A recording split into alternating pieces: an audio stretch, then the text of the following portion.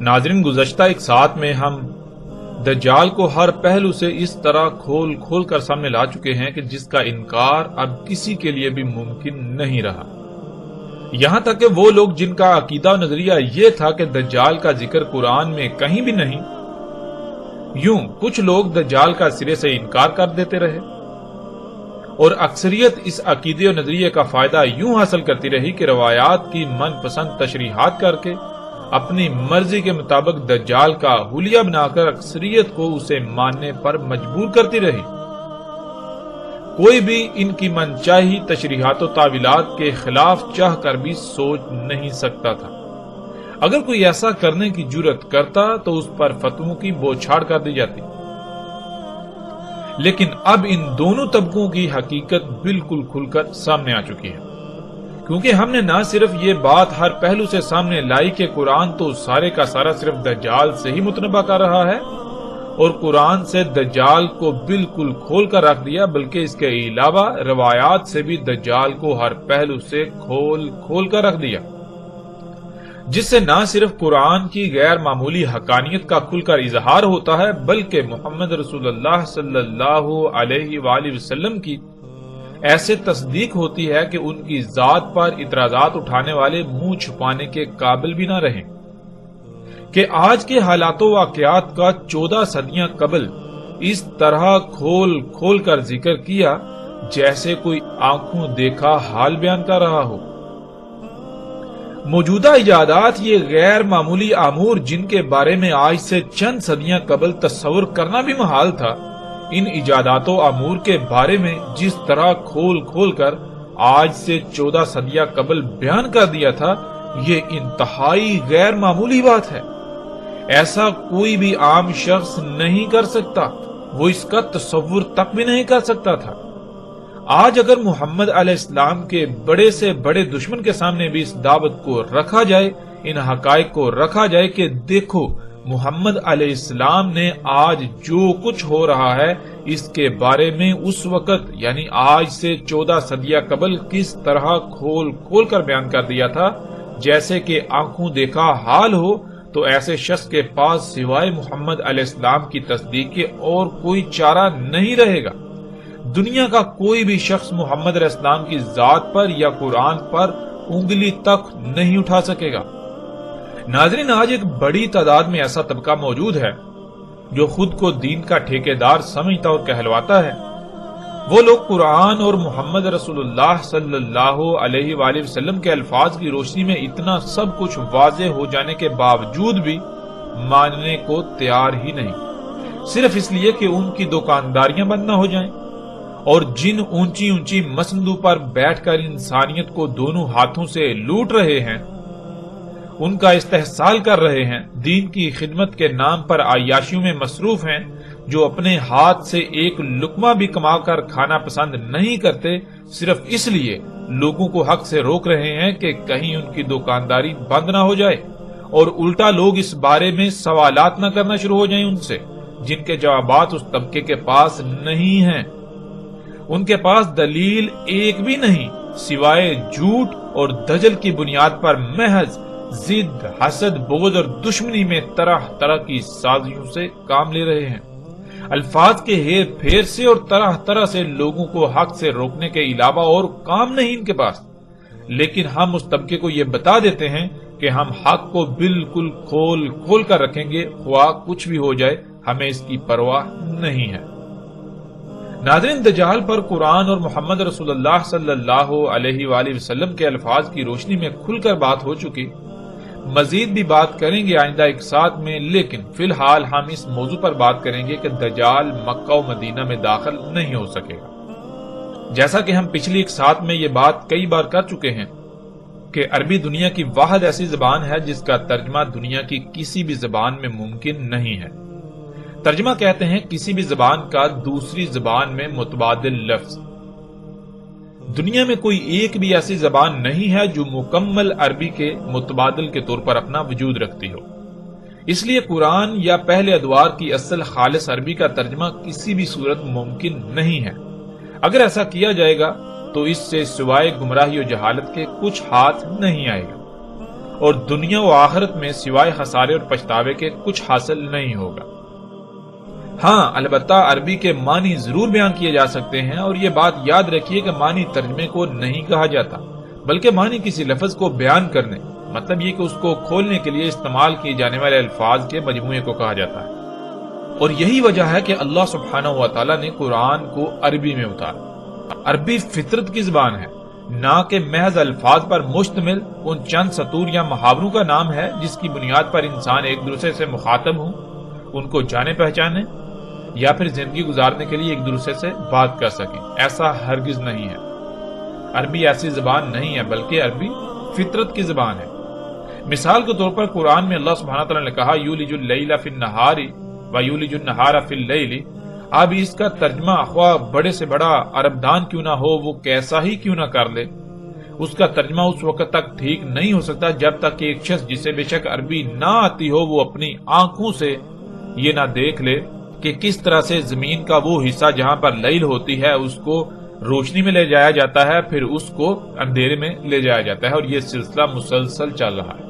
اب جو شخص بے شک اسے عربی نہ آتی ہو، وہ چائنیز بولتا ہو، جانتا ہو، عربی سے بالکل واقف نہ ہو، اگر وہ یہ منظر اپنی آنکھوں سے دیکھ لیتا ہے، یا اگر غور و فکر کر کے کائنات میں اللہ کی آیات میں غور و فکر کر کے یہ جان لیتا ہے کہ دن اور رات کس طرح ہو رہے ہیں، تو دنیا کا بڑے سے بڑا عرب دان بھی اس کے سامنے آ جائے، وہ یولج کو کچھ بھی معنی کرے، وہ معنی ناقابل قبول ہوں گے۔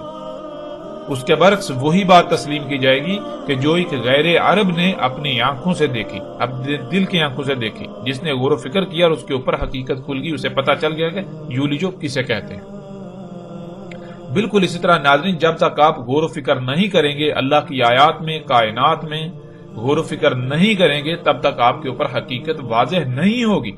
اگر آپ ترجمے کی بنیاد پر دین کو یا کسی بھی شے کو سمجھنے کی کوشش کریں گے تو تراجم آپ کو اصل نقطے یا حقیقت تک نہیں پہنچائیں گے، بلکہ حقیقت تک پہنچنے کے لیے لازم ہے کہ آپ غور و فکر کریں، اور اللہ سبحانہ تعالیٰ نے قرآن میں بار بار اسی کا حکم دیا کہ غور و فکر کرو، غور و فکر کرو، غور و فکر کرو۔ جو غور و فکر کرتے ہیں وہ اللہ کے قانون میں حیا ہیں، زندہ ہیں، اور جو غور و فکر نہیں کرتے وہ اللہ کے قانون میں اموات ہیں، مردہ ہیں، وہ قبروں میں ہیں۔ اللہ سبحانہ و تعالیٰ انہیں ایک مقام پر اندھے قرار دیتے ہیں، دوسرے مقام پر چوپائے قرار دیتے ہیں، چوپایوں سے بھی بدتر قرار دیتے ہیں، تیسرے مقام پر اللہ سبحانہ و تعالیٰ انہیں اموات قرار دیتے ہیں کہ وہ حیا ہے ہی نہیں، چوتھے مقام پر اللہ سبحانہ و تعالیٰ انہی لوگوں کو قبروں میں قرار دیتے ہیں۔ اب آپ کن میں اپنا شمار چاہتے ہیں، یہ فیصلہ، یہ اختیار آپ کے ہاتھ میں ہے۔ بہرحال یہ وہ وجہ تھی جس وجہ سے اللہ سبحانہ و تعالیٰ نے قرآن کو عربی میں نازل کیا۔ اس بات کو ذہن میں رکھتے ہوئے ہم آگے بڑھیں گے۔ یہ بات ہم نے اس لیے کی کیونکہ جس موضوع پر ہم بات کرنے جا رہے ہیں اس پر بات کرنے سے پہلے اس بات کا ذہن میں ہونا بہت ضروری ہے۔ اگر اس بات کو ہم ملحوظ خاطر نہیں رکھیں گے تو ہم حقیقت کو نہیں جان پائیں گے، پھر سوائے گمراہی کے، جہالت کے کچھ ہاتھ نہیں آئے گا۔ دجال کے بارے میں محمد رسول اللہ صلی اللہ علیہ وآلہ وسلم نے کہا تھا کہ وہ مکہ و مدینہ میں داخل نہیں ہو سکے گا۔ بعض روایات میں 4 مقامات کا ذکر ہے جن میں مکہ، مدینہ، بیت المقدس اور مسجد طور کا ذکر ہے۔ بہرحال جیسے جیسے ہم آگے بڑھیں گے تو ہم ہر موضوع پر بات کریں گے، لیکن اس وقت ہم بات کریں گے کہ رسول اللہ صلی اللہ علیہ وآلہ وسلم نے کہا تھا کہ دجال مکہ و مدینہ میں داخل نہیں ہو سکے گا۔ تو سب سے پہلے ہم بات کریں گے کہ دجال مدینہ میں داخل نہیں ہو سکے گا۔ بہت سارے لوگوں کا یہ سوال ہے کہ اگر دجال یہی ایجادات ہیں، یہ ٹیکنالوجی ہے، یہ مشینیں ہیں، یہ اشیاء ہیں، تو پھر یہ سب کچھ تو مکہ و مدینہ میں موجود ہے، یہ سب کچھ تو مدینہ میں موجود ہے۔ حالانکہ رسول اللہ صلی اللہ علیہ وآلہ وسلم نے یہ کہا تھا کہ دجال مدینہ میں داخل نہیں ہو سکے گا۔ اس لیے اگر یہ سب کچھ دجال ہے تو یہ مدینہ میں داخل کیسے ہو سکتا ہے؟ اگر وہاں یہ سب کچھ موجود ہے تو اس کا مطلب یہ ہے کہ یہ دجال نہیں ہو سکتا، یا پھر اگر یہی دجال ہے تو پھر یہ واضح کیا جائے کہ ایسا کیوں کر ہوا کہ دجال مدینہ میں داخل ہو گیا۔ ناظرین، محمد رسول اللہ صلی اللہ علیہ وآلہ وسلم کے ان الفاظ کو عربی پر عبور نہ ہونے یا عربی کی حقیقت سے ناواقفیت کی وجہ سے ایسے استعمال کیا جانے لگا کہ دنیا میں انسانوں کی اکثریت گمراہی کا سودا کر بیٹھی، یعنی کہ پوری دنیا میں لفظ مدینہ کو ایک بستی سے منسوب کر کے ایسے پھیلا دیا گیا کہ کسی کو حقیقت کا علم ہی نہیں کہ مدینہ کسے کہتے ہیں۔ مدینہ عربی کا لفظ ہے، مدینہ کسے کہتے ہیں کسی کو اس کا علم ہی نہیں۔ ناظرین، دنیا میں ایک کہاوت بولی جاتی ہے کہ جھوٹ اتنا بولو کہ تمہیں خود کو بھی شک ہونے لگے کہ کہیں جو تم بول رہے ہو وہ سچ ہی تو نہیں۔ اس محاورے کی حقیقت یہ ہے کہ جب آپ نے ایک غلط بات کو لوگوں کے اذہان میں راسخ کرنا ہو تو اس کے لیے دلائل کا ہونا ضروری نہیں ہے، بلکہ اس بات کا زیادہ سے زیادہ عام کیا جانا ضروری ہے۔ جب بات اکثریت کی زبان پر آ جائے گی تو لوگ خود بخود اسے تسلیم کر لیں گے، دلیل کی طرف ان کی توجہ ہی نہیں جائے گی، کیونکہ اکثریت کے مان لینے یا کہنے کی وجہ سے کوئی بھی دلیل کی ضرورت محسوس ہی نہیں کرے گا، اور اکثریت کا کہنا، اکثریت کا مان لینا یا اکثریت کے الفاظ ہی بذات خود دلیل بن جائے گا۔ پھر جب کبھی اس کے مقابلے میں سچ سامنے آ بھی جائے تو لوگ سچ کو ہر طرح کی دلیل ہونے کے باوجود بھی تسلیم کرنے کے بجائے آگے سے یہی جواب دیں گے کہ یہ بات تو ہم نے پہلے کبھی سنی ہی نہیں، اور اکثریت اس کے برعکس وہی کہتی ہے جو پہلے سے ہم اس بارے میں رائے یا نظریہ رکھتے ہیں۔ یوں سچ کی خود بخود موت ہو جائے گی اور سچ بیان کرنے والوں کو سخت سے سخت حالات کا اور سخت سے سخت رد عمل کا سامنا کرنا پڑے گا۔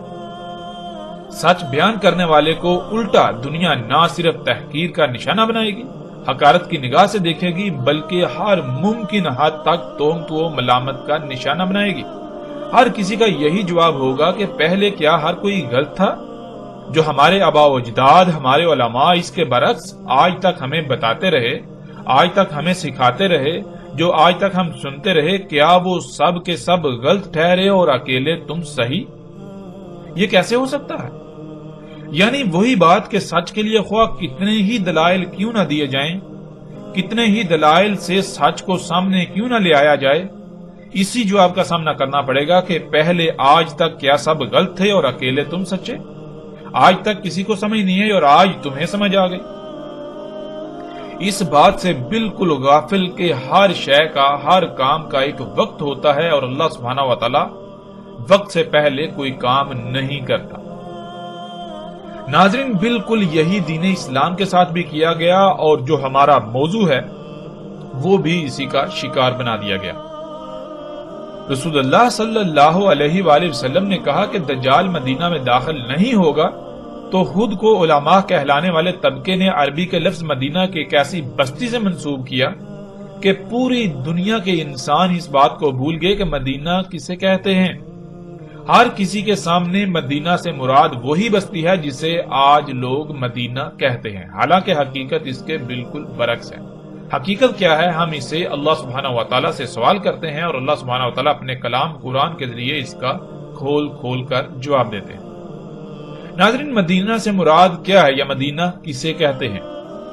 جس بستی کو آج تک مدینہ بنا کر پیش کیا جاتا رہا، آیا کہ وہ واقعتاً مدینہ ہے، مدینہ تھی، یا پھر اس کی حقیقت کیا ہے، اس کا اصل نام کیا ہے، اس کو مدینہ کہا گیا تو کیوں کہا گیا، کب کہا گیا؟ ان تمام پہلوؤں پر بھی بات کریں گے، ہر لحاظ سے کھل کر تفصیل کے ساتھ۔ فی الحال ہم یہ جانتے ہیں کہ مدینہ کیا ہے۔ اللہ سبحانہ و تعالیٰ قرآن میں سورہ ذاریات کی اس آیت میں کہتے ہیں، اور ہر شے سے خلق کیا ہم نے اس کا جوڑا۔ اس قانون کے مطابق لفظ مدینہ کا بھی اللہ سبحانہ و تعالیٰ نے جوڑا بنایا، جو کہ اس کی ضد کریا ہے، اور قرآن میں یہ لفظ بکثرت استعمال ہوا ہے۔ آتے ہیں ناظرین لفظ مدینہ کی طرف۔ لفظ مدینہ عربی کا لفظ ہے جو مجموعی طور پر 3 الفاظ کا مجموعہ ہے، جن میں سے 2 الفاظ 2 حروف ہیں اور ایک لفظ 3 حروف پر مشتمل ہے۔ پہلا لفظ جو کہ ایک حرف ہے وہ میم، دوسرا دین، تیسرا تے یا ساکت ہے۔ ان تینوں کو جب ملایا جائے تو لفظ مدینہ وجود میں آئے گا۔ عربی کے اصول کے مطابق اس لفظ کے آخر میں آنے والا حرف تے ہے کی آواز دے گا بشرطے کہ اس کے آگے کسی دوسرے لفظ کا استعمال نہ ہو، یعنی یہ لفظ آگے کسی دوسرے لفظ سے نہ جڑ رہا ہو۔ یعنی اگر تے کسی ایسے لفظ کے آخر میں استعمال کیا جائے جس کے آگے کوئی دوسرا لفظ نہ ہو تو تے ساکت ہو جائے گی، یوں پیچھے محض ہے رہ جائے گی اور اسی کی آواز دے گی۔ جیسے مثال کے طور پر صرف اسی لفظ کو لے لیں، لفظ مدینہ یا المدینہ، جب اس کو لکھا جائے گا تو اس کو اس طرح لکھا جائے گا جیسے آپ سکرین پر دیکھ رہے ہیں، یعنی اس کے آخر میں تے کو لکھا جائے گا، لیکن جب اس کو پڑھا جائے گا تو تے ساکت ہو جائے گی، صرف ہے کی آواز سے پڑھا جائے گا۔ جب اسے پڑھا جائے گا تو تے ہے کی آواز دے گی، اور اگر آگے کسی دوسرے لفظ کے ساتھ جڑ رہا ہو تو پھر تے ساکت نہیں بلکہ تے ہی پڑھا جائے گا۔ مثال کے طور پر جیسے آپ سکرین پر دیکھ رہے ہیں لفظ مدینہ المکرمہ،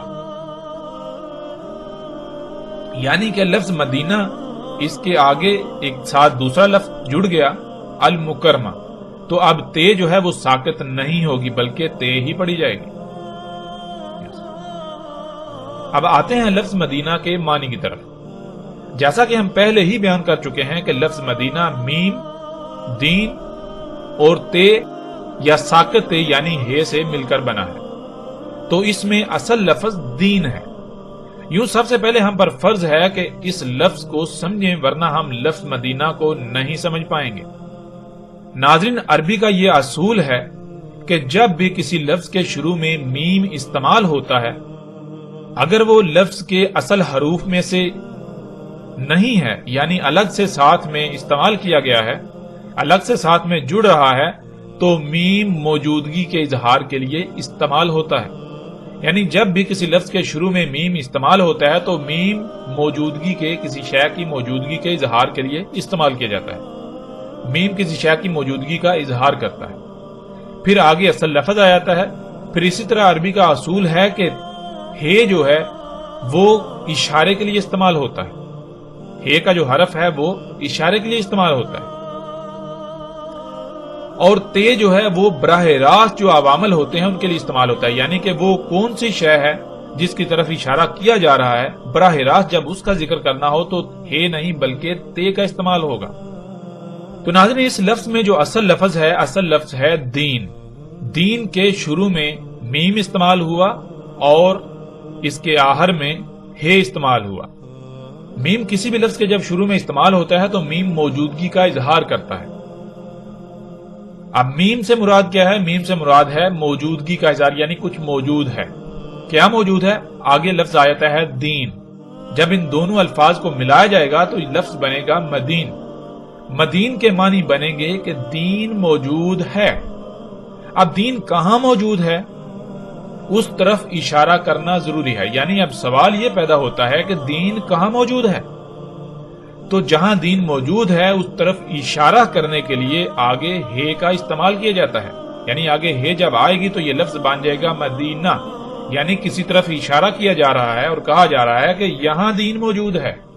اب وہ کون سی جگہ ہے، کون سا خطہ ہے، اگر اس کا نام بتانا ہے یعنی براہ راست اس کا ذکر کرنا ہے تو ہے کی بجائے تے کا استعمال ہوگا، یعنی پھر مدینہ نہیں بلکہ مدینہ المکرمہ یا مدینہ آگے جو بھی وہ ہوگا اس کا نام استعمال کیا جائے گا۔ اگر نام موجود نہیں ہے تو پھر محض اشارے کے لیے تے نہیں بلکہ ہے استعمال کیا جائے گا۔ اب ناظرین، ہم پر سب سے پہلے یہ فرض ہے کہ ہم لفظ دین کو سمجھیں۔ جب تک ہم لفظ دین کو نہیں سمجھ سکیں گے تب تک ہم مدینہ کو نہیں سمجھ سکیں گے۔ دین کیا ہے؟ جب بھی کسی سے سوال کیا جائے تو فوراً یہی جواب ملے گا کہ دین اسلام ہے۔ اور اسلام کیا ہے؟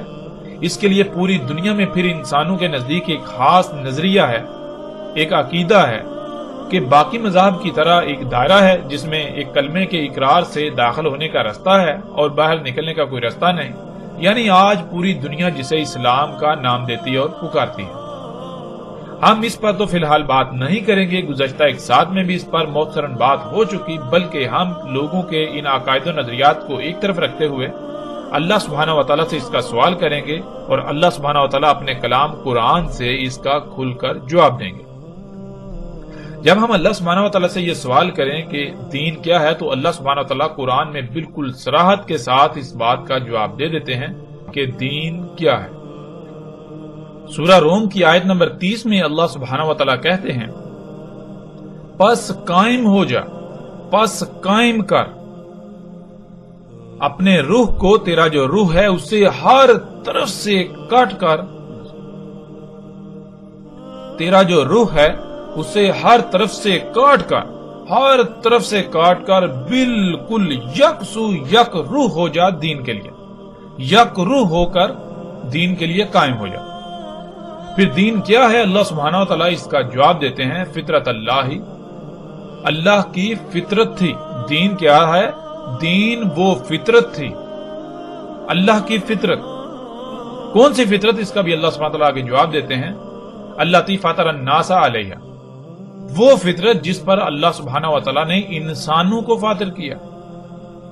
یعنی کہ فطرت کیا ہے؟ فطرت کو اگر جاننا ہے تو غور کرو، پیچھے جاؤ، جب انسانوں کی بنیاد رکھی، جب انسانوں کو دنیا میں لے کر آئے تو اس وقت دنیا کس حالت میں تھی، دنیا میں کیا تھا، کیسا تھا؟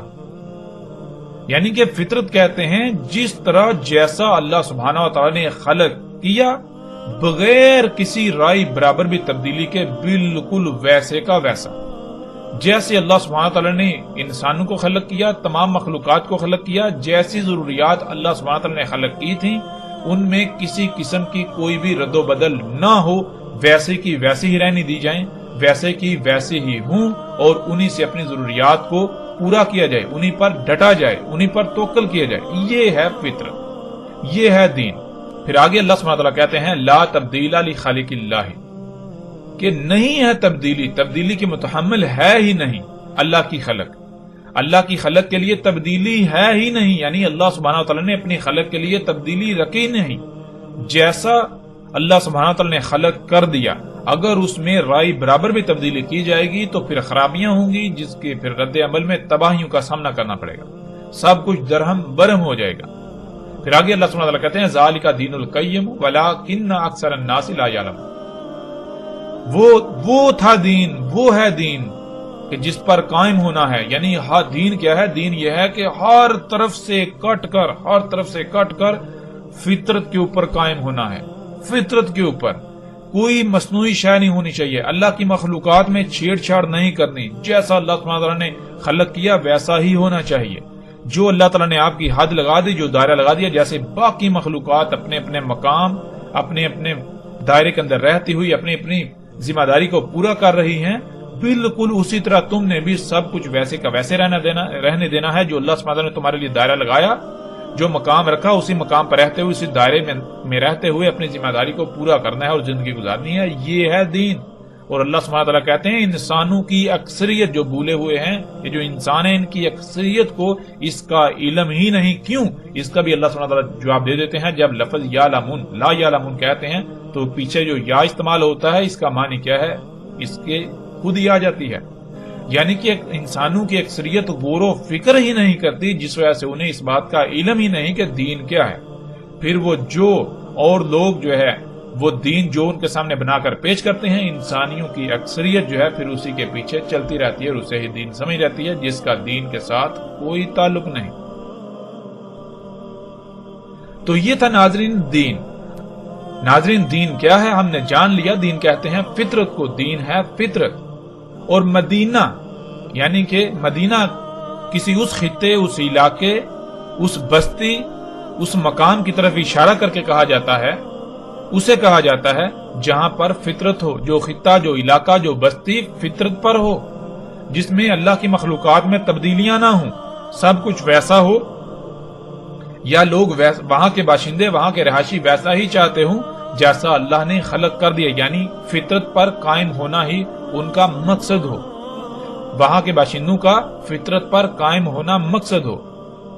تو لفظ دین کے شروع میں میم دین کی موجودگی کا اظہار کرتا ہے، یعنی دین موجود ہے۔ اور دین کیا ہے؟ دین فطرت۔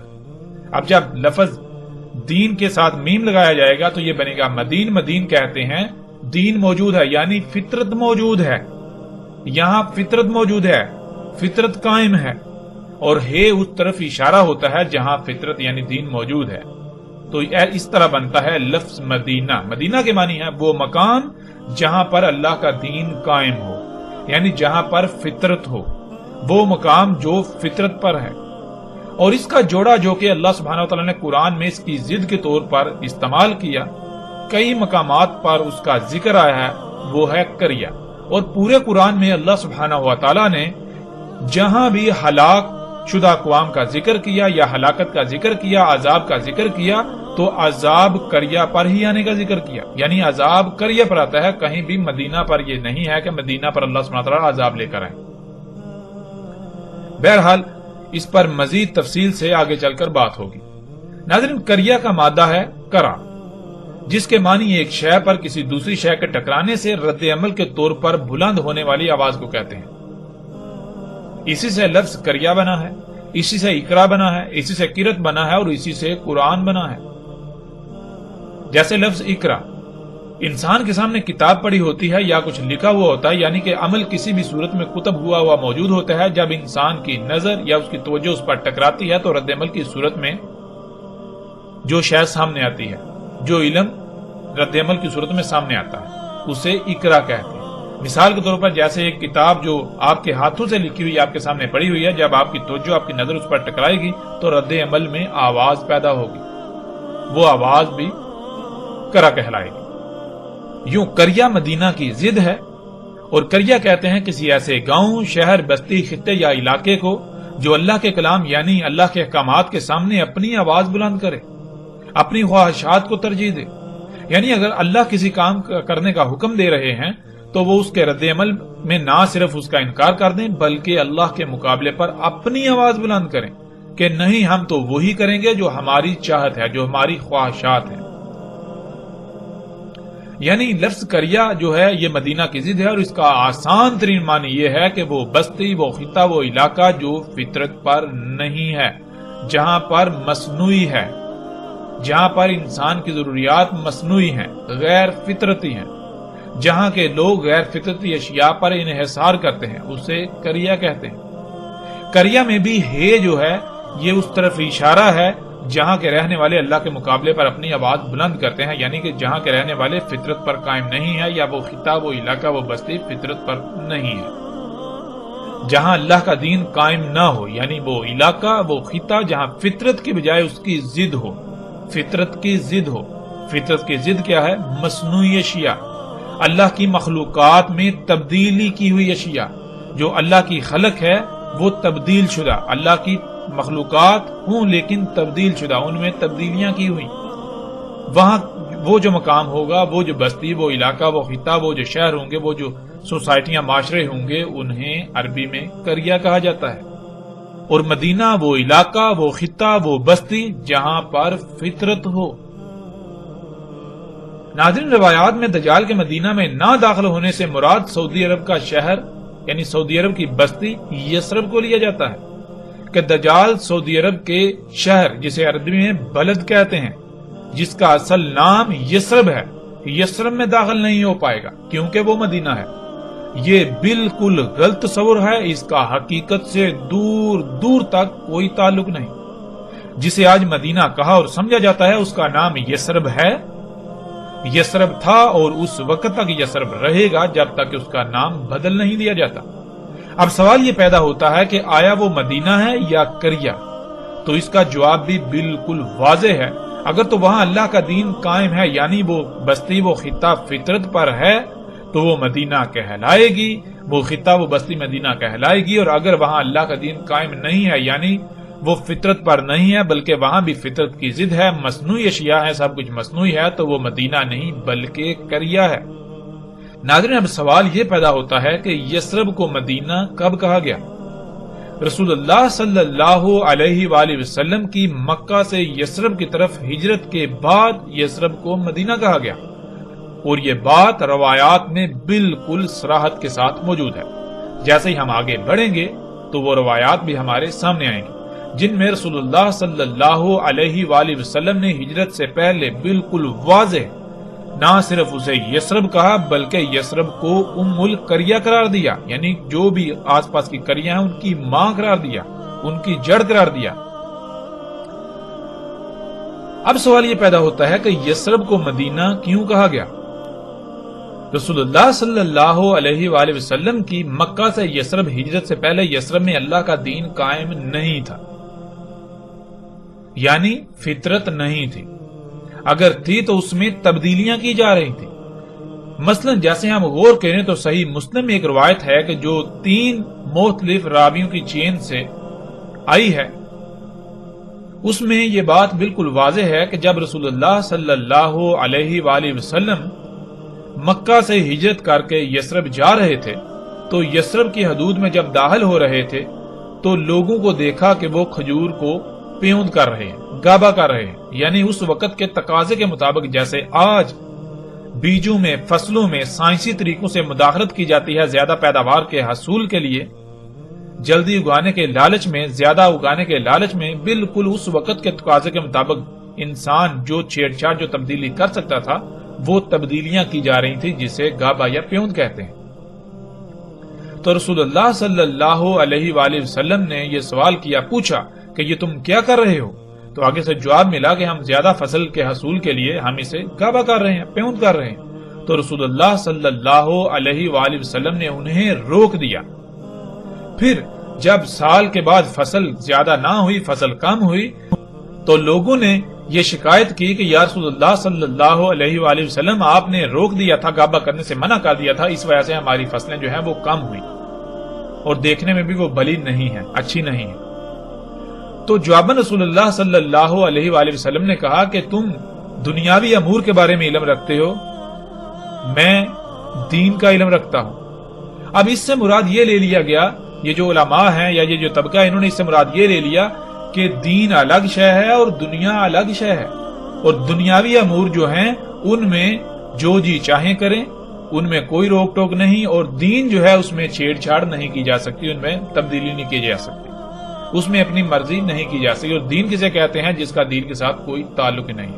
حالانکہ حقیقت کیا ہے ناظرین، جب آپ غور کریں تو حقیقت آپ کے بالکل سامنے آ جائے گی۔ حقیقت کیا ہے کہ آپ غور کریں کہ جب محمد رسول اللہ صلی اللہ علیہ وآلہ وسلم مکہ سے یثرب جا رہے ہیں اور انہوں نے جب دیکھا یثرب میں کہ کھجوروں کو پیوند کیا جا رہا ہے، تو کیا رسول اللہ صلی اللہ علیہ وآلہ وسلم کو یہ نہیں علم تھا کہ یہ کیا جا رہا ہے؟ کیا وہ سب کچھ مکہ کے اندر نہیں ہو رہا تھا؟ مشرکین مکہ اپنی کھجوروں کو پیوند نہیں کرتے تھے؟ کیا مکہ کے اندر کھجوروں کے باغات نہیں تھے؟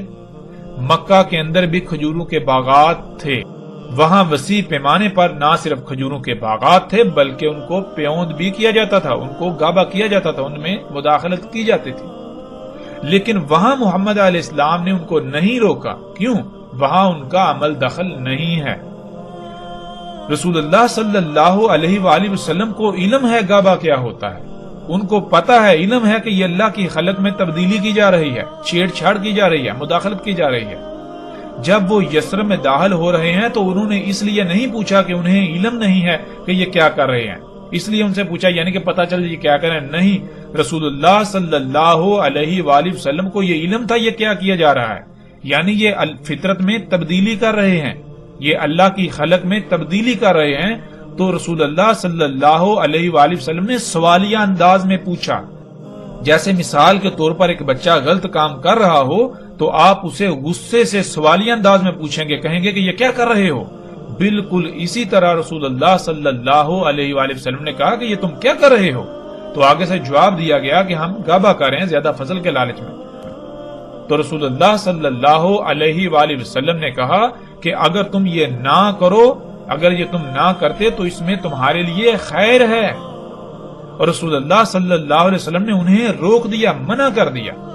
اب کیا رسول اللہ صلی اللہ علیہ وسلم کو یہ نہیں علم کہ وہ جب خود کہہ رہے ہیں کہ زیادہ فصل کے حصول کے لیے، اچھی فصل کے لیے ہم گابا کر رہے ہیں، جب نہیں کیا جائے گا تو ظاہر ہے فصل اچھی نہیں ہوگی، فصل زیادہ نہیں ہوگی۔ جیسے مثال کے طور پر آج اگر کسی کو زمین میں کھادیں ڈالنے سے روکا جائے، کیمیکلز اور یہ جو عناصر ہیں جو زمین کو اگانے پر مجبور کرتے ہیں، یہ ڈالنے سے روکا جائے تو کیا روکنے والے کو یہ نہیں پتا کہ یہ کھاد ہے، یہ کیمیکلز ہیں؟ ظاہر ہے علم ہوگا تو روکے گا نا۔ کیا اسے نہیں پتا کہ ان کیمیکلز، ان کھادوں سے فصل دیکھنے میں بہت اچھی ہوتی ہے، زیادہ ہوتی ہے؟ اسے علم ہے، سب کو علم ہے۔ ہاں اگر وہ روک رہا ہے تو اس لیے روک رہا ہے کہ تم اللہ کی خلق میں تبدیلی کر رہے ہو۔ جب تم اللہ کی خلق میں تبدیلی کرو گے تو پھر یہ فصل کھانے والوں کو بیماریاں لاحق ہوں گی، یعنی کہ جو اللہ نے توازن قائم کیا وہ توازن بگڑ جائے گا۔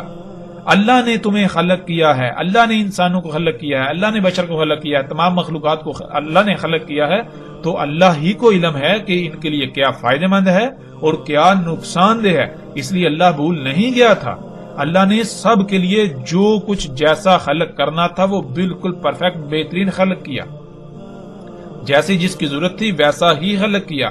اب اگر تم اس میں تبدیلی کرو گے تو جان لو اللہ نے ہر شے میں توازن قائم کیا، میزان قائم کیا۔ اگر تم چھیڑ چھاڑ کرو گے، تبدیلی کرو گے تو وہ توازن بگڑ جائے گا، میزان بگڑ جائے گا، میزان میں خسارہ ہوگا، پھر جس سے تباہیاں آئیں گی، خرابیاں ہوں گی، جسے آپ بیماریاں کہتے ہیں۔ جیسے زمین کا توازن بگاڑا تو زلزلے، طوفان، یہ سب کچھ ہو رہا ہے۔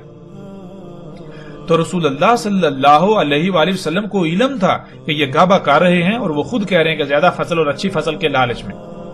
تو جب ظاہر ہے اس لیے کر رہے ہیں، گھابہ نہیں کیا جائے گا تو ظاہر ہے فصل اچھی نہیں ہوگی، فصل زیادہ نہیں ہوگی، یعنی دیکھنے میں اچھی نہیں ہوگی، لیکن اس کا جو وہ اندرونی پہلو ہے وہ پرفیکٹ ہوگا، وہ بہت زبردست ہوگا۔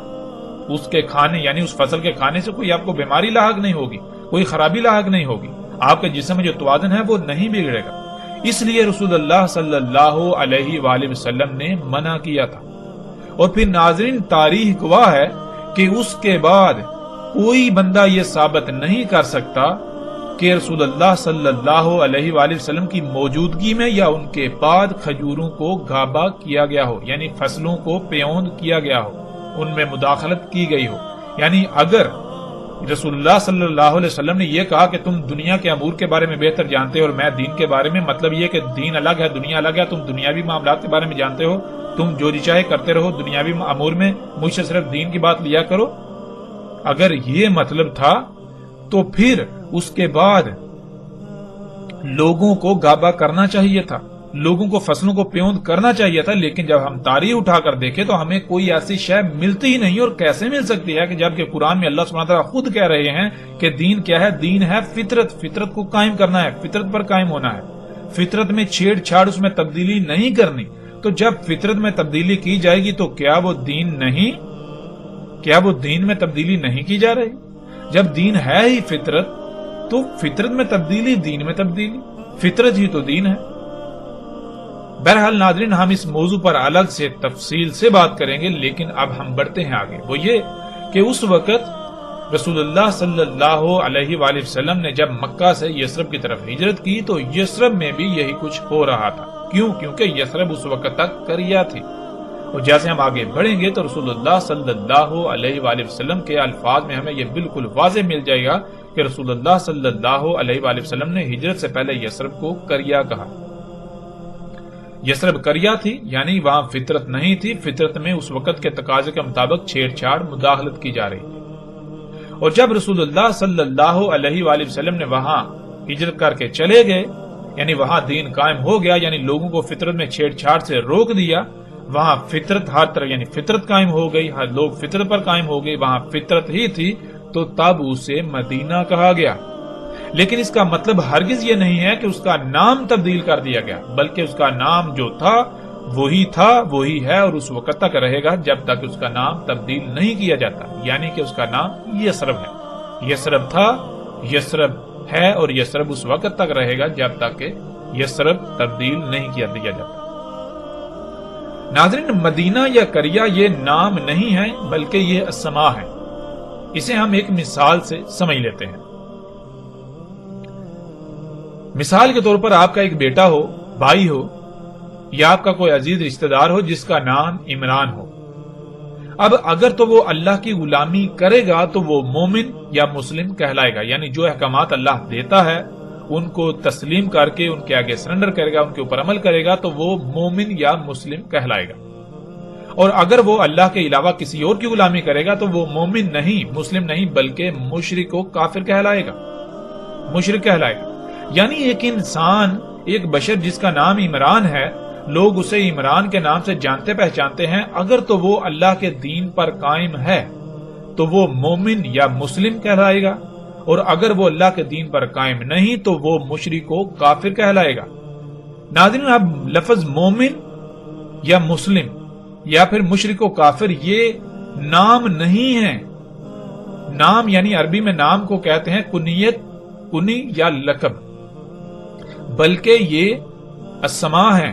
اسماء یعنی اسم سے، اسم کہتے ہیں صفات کو، صفت کردار کو، خصوصیات و صلاحیتوں کو۔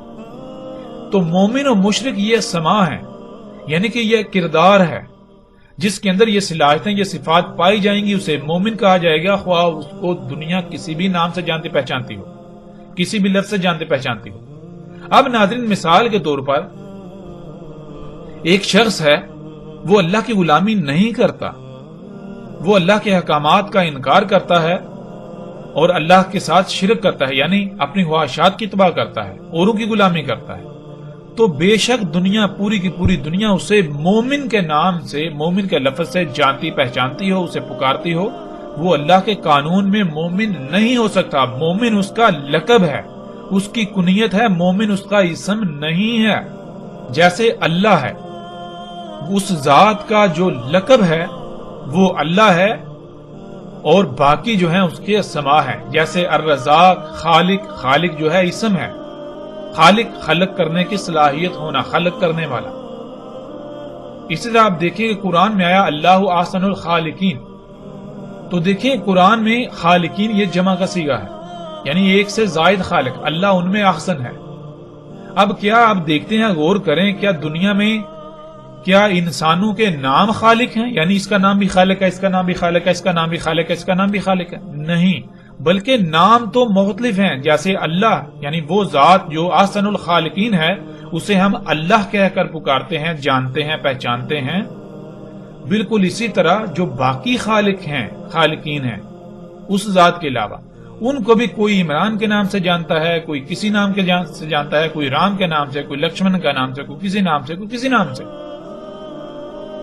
تو بالکل اسی طرح، یعنی کہ جیسے آپ کو بتایا کہ یہ جو مسلم اور مومن یا کافر مشرک یہ اسماء ہیں، اگر کسی کا نام بے شک مومن ہو لیکن وہ اللہ کی غلامی نہیں کر رہا، وہ اللہ کے ساتھ شرک کر رہا ہے، تو وہ مشرک ہے، اس کا اسم مشرک ہے، مومن اس کا لقب کہلائے گا۔ بالکل اسی طرح ایک بستی، ایک خطہ، ایک علاقہ، اگر وہاں فطرت قائم ہے تو وہ مدینہ ہے، اگر فطرت نہیں ہے، وہاں فطرت کی ضد ہے، تو وہ قریہ کہلائے گی، مدینہ کی ضد۔ دنیا میں صرف دو ہی طرح کے خطے ہیں، اور اللہ سبحانہ وتعالیٰ نے قرآن میں بھی خطوں کی تقسیم صرف دو ہی طرح کی ہے، ایک مدینہ اور دوسرا قریہ۔